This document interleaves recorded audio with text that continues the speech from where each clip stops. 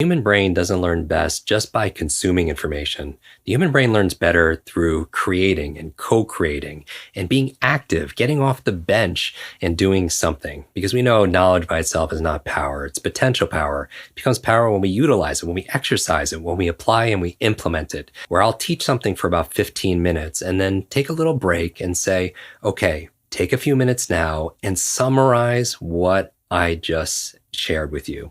In your own words, take a couple minutes and summarize what you just learned. And then I'll say, okay, after they do that, I'll say, okay, now turn to a partner. And for the next 5 minutes, teach them something that you learned or share in your own words something that you learned. And these are examples of turning passive learning into more active learning. And when you do so, you take agency, you take responsibility, and you own that information. When you're explaining to somebody else, you're writing that, you're using your own words. So you have this original awareness and it deepens the grooves of your learning. You're connecting things that you don't know yet to things that you already know. And this is all part of the active process. Now, when I say read, this is where you're actually learning the material. I like to go to reading because I think you read to succeed, but it could be listening to an audiobook. It could be listening to a lecture.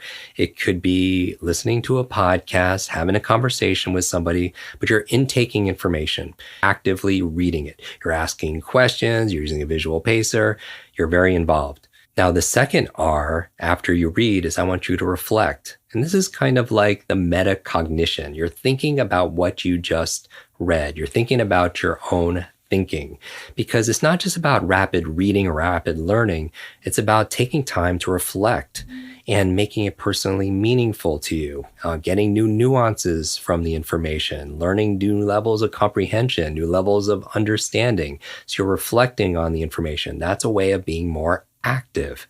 Now, after you do the reading and after you do your reflection, the third R is I want you to record. So what does record mean? It could be what I talked about earlier, taking 2 minutes and just writing in a journal or your notebook the things that you learned, right? Because now the information is coming in, but in order to express it out in the form of physical writing, you have to what? You have to deepen that knowledge, your understanding. You have to be able to comprehend it at a new level in order to be able to put it out, because it comes in through your eyes, right? It gets processed by your nervous system. And to be able to put it out and express yourself, you need to be able to understand, to organize the information. That's part of the learning journey. All right. So you're reading, you're reflecting, and then you're recording.